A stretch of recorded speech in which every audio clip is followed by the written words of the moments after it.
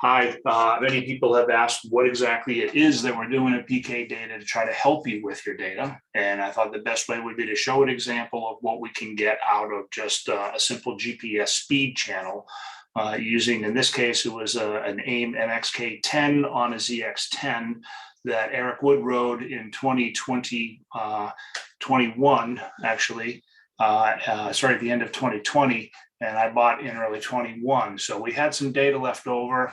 His was from 2020, mine is from 2021. But as an example, since we're using the same map, we can overlay the data. And we'll be able to show a couple of the features that we can look at and how we use this to make riders better riders. So if you look at the screen, what we see here is a very simple layout that is a portion of New Hampshire Motor Speedway. I've already done a bunch of work in the background to get this ready to go. And what we're looking at is just one channel and 2 laps. So the one channel is GPS speed. If we click over here in the upper left corner under channels, you'll see that the only one enabled here that's flashing around is GPS speed. And what AIM has done, when you have 2 sets of data, it automatically assigns the color per lap so that you don't have a mess of colors on the screen.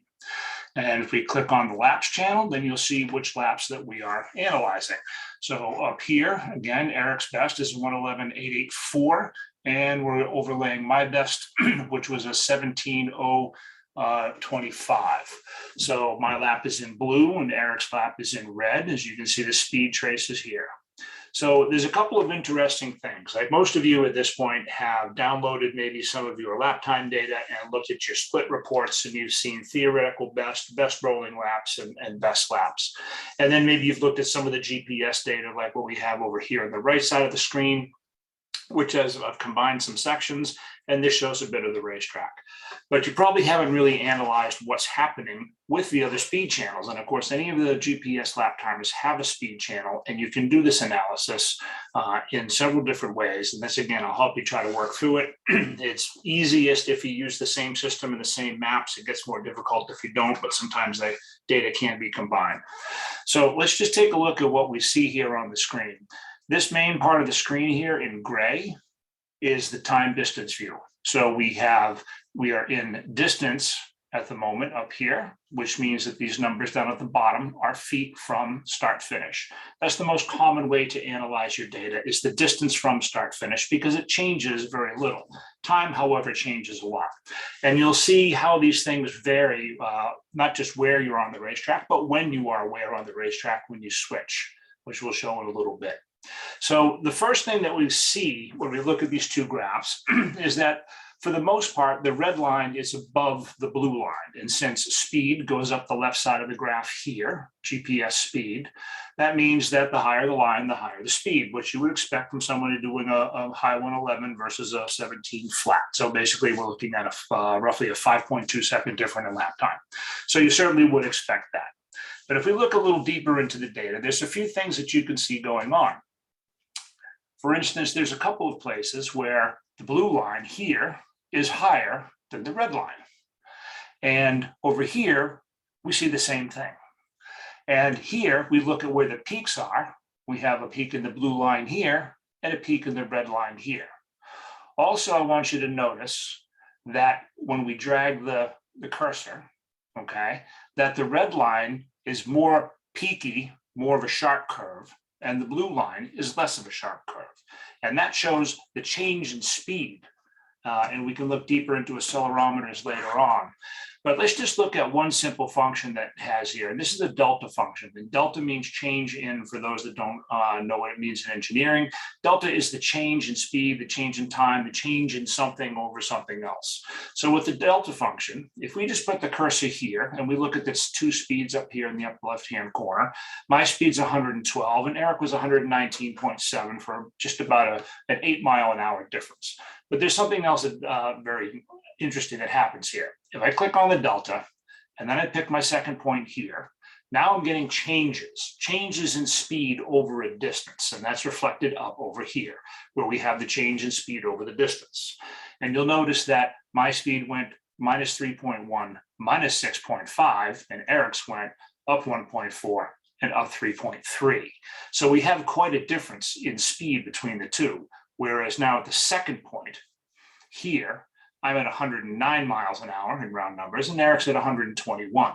So before we only had a few miles an hour. We unclick the delta function, and we go back and we look at my peak. We had 112 versus roughly 120. And at this point, we had 109 versus 121. And if we again click on the delta and go back to my peak approximately, we see the differences in speed there. So at a time, and you look at the difference between the two lines, where I'm slowing down, Eric is still on the gas and accelerating. So we not only have a difference in speed, but we have a difference where Eric is gaining speed, where I'm losing speed. So now we can see very clearly where I need to improve on the racetrack. And if you look over on the track map over here, you'll see that there are two dots there. They're hard to see, but it's overlaid. We'll try to zoom in a little, and you see that we've got two dots next to each other. And that's because we are in the distance function. So the data is taking at a distance from start finish. If I click on the time function, it's now going to show you the split between the blue dot, which is me, and where Eric is, and this is on time. So at the same time from start finish, Eric has what looks like probably 4 or 5 bike lengths on me. And at that point, that is where he is just starting to decelerate, whereas I have already decelerated. If we unclick the delta function and click on the map, we'll see here's where my speed peaked, and we'll click on Eric's peak and see where his speed peaked. So he's still accelerating and you can run the delta function here in feet and figure it out, but it looks like he's got about another 15 or 20 yards or so of acceleration over me. So when I look at this now, I know that the next time I go to this racetrack that I can go deeper, but I can also look at the GPS position on the map and pick up a marker and have something to shoot for to try to hold the gas on that far. So even though the whole time I'm going slower, at least if I can begin to get to rolling off at the same point that he is rolling off, that would be an improvement in my lap time because I would be going faster for longer instead of slowing down sooner. Then there's another thing that we can look at over here at the bottom of the peaks on both of them, especially over here. And when you double click on a part of the map, you'll see that AIM puts you right on the racetrack on the section that you're in. We're going to go back to distance for a moment and start there. And we'll zoom in on that section of the racetrack. And this is the exit of turn 2 right here. And there's something that we should notice, and that is that my speed bottoms out at the slowest point here at about 50.4 miles an hour. And at the moment, Eric is still decelerating as I begin to accelerate. So if I use the arrow cursor, we come together right about here. You'll see our speeds match, and we are at just slightly different places on the racetrack. But notice that Eric still decelerates, where I am now beginning to accelerate. And you ask, well, what's going on here? If I got on the gas sooner, why am I not going faster? And the answer is quite simply, we're riding 1000s, except I'm riding it like my SV, where I have turned the gas on too soon and have been unable to finish the corner and then get on the gas harder later, which means I was on the edge of the tire longer. And if I just keep cycling through, you'll watch the dots on the map cross. And you'll see that Eric then is on the inside, and he's got the thing up and running harder and faster than I do. And if I switch to time mode, we'll see just how far ahead he is after the drive. And we'll have to zoom in on it right here. And it doesn't look like much because it's not a lot, but it is a couple of bike lengths at that point in time. And when we fast forward to the speed peaks, he's gone from 1 or 2 bike lengths to approximately 10 or 12 before he rolls off. And that's a way that we can use the GPS speed channel here to identify not just how fast we're going, but where we're going fast, when we start to get on the gas, and how that affects the speed later in the lap or further down the straightaway. The same thing occurs again when we get a little further in that section down into turn 3. We zoom out and have a look and click on the data. You'll see that Eric is quite a bit ahead of me on the 2 dots on time.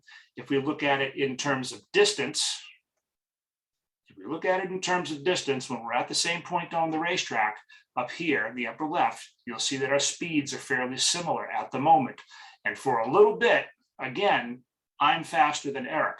The problem is I'm going too fast, can't finish turning the motorcycle, which means that as soon as we begin to accelerate here, he's now pulling out an advantage. And by the time we get further up the road, he's quite a bit further ahead. To get up, we go back to the time function, then you see what a difference that just delaying getting on the gas makes. Sorry about that. What a difference delaying it on the gas makes between me being here because I'm still turning it on the edge of the tire and Eric being all the way here at turn 4 and exiting it on the fat part of the tire and driving hard. So when you're wondering, why do we need to analyze data? How can we do it? Aren't lap times just good enough?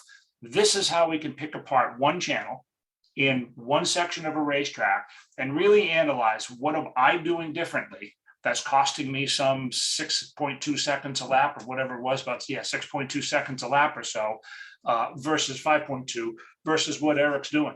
And at most tracks, every second is approximately 1 mile an hour. So our average speed difference only different by about 5-6 miles an hour. But this is how Eric's able to do it versus how I'm not able to do it. And the short answer is I'm not riding the bike correctly. And this is showing me exactly where and why and how I'm going wrong. So I hope you guys enjoyed the video and was informative. This is what we're looking at doing with PK data, getting you guys to use this data, getting you to actually analyze it more than just looking at your theoretical bests. And actually making better riders out of you by using this data with your coaches and your coaching in order to advance your skills. Thanks for watching.